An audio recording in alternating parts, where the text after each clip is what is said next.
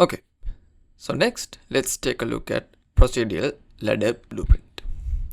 So here we are mainly going to discuss about how we implemented our ladder blueprints, and also some of the utilities exist on the ladder so that we can quickly configure any type of ladder in your level. Right, so here even at the showcase level you can see we have set of ladders implemented like this, but I would say it's better if we go to procedural ladder map, because that's the map ultimately implements the procedural ladders, right? But it doesn't matter, you can go for any level and experiment this stuff. Right, so for the procedural ladder, this is our blueprint, and we have two types of instances. First one is ladder box, something like this. The second one is ladder pipe, right? And both of these ladders are inherited from the parent ladder, which is BP ladder base. So you can open that up, and here you can see how we have been implemented the ladder. So the ladder is a procedurally generated actor, which means that this is not a one static mesh. So here you can see there are multiple different compartments of this ladder. So for example, here we have the procedurally generated ladder component, where we have the top location like this, and the bottom locations like this, and the mid locations like this, and the bar like this. So top and bottom location related static meshes are single static meshes because they are only one instance at a time, but ladder bars and ladder midpoints are instant static meshes, which means they are procedurally generated based on the height, right?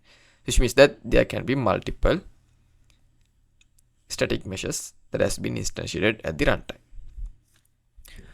So in order to define the interaction points, here we have the scene exit to define the exit interaction, and here we have the entry point to define the entry interaction point. But even that means entry and exit, a player can either exit from the bottom location or enter from the bottom location as well, right? So this is just a naming convention based on the forward movement, right?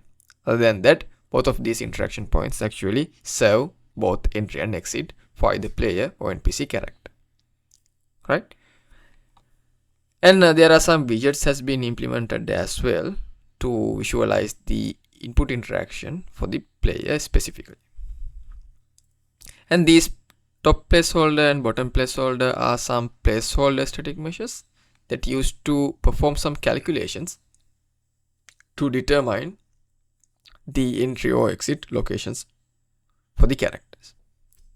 Okay, right. Other than that, these functions actually implement how we procedurally generate the ladder, so you can go and check this stuff. So I have been properly commented all of these functionalities, so you'll be able to get a better understanding quickly,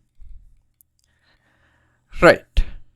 And if you go to the setup category, here you can see how we have been implemented the ladder data. So all of these top locations, sides, bottoms, and foot bar are independent individual static meshes. So for each of the ladder, it will be different, right? So for example, if you go and check out the ladder box, the mesh data for ladder box are different compared to the ladder pipe, right? So currently I have been added these two ladders, but if you want to implement your own ladder, you can plug the respective ladder compartments and the ladder will be ultimately generated procedurally. Okay, and this ladder length, ladder width, foot bar spread, and side distance, you have to configure it based on your requirement. But if you are using my static meshes, then these are the proper configurations. But again, you can tweak and see what suit best for you. Right, that's about the procedural radars.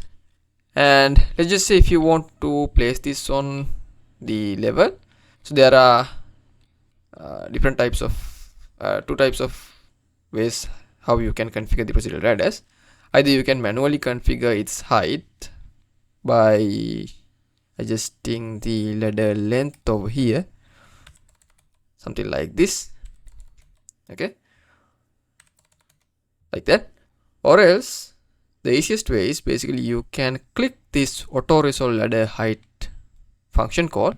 So once you click that, it will perform a trace from top to landscape, and once it detect a possible hit point, it will stop that trace and it will use that impact point to calculate the height of the ladder. So you can see based on the height, now the procedural ladder has been automatically adjusted its own height. So this will be very useful if you have very complex levels or open world scenarios where you have to place multiple different ladders in many places. So you don't need to manually configure this stuff. Instead, you can simply click this auto resolve ladder height function and it will automatically adjust the height for the ladder. Okay, so that's about the procedural ladders. In the next tutorial, let's discuss about ladder movements and interactions.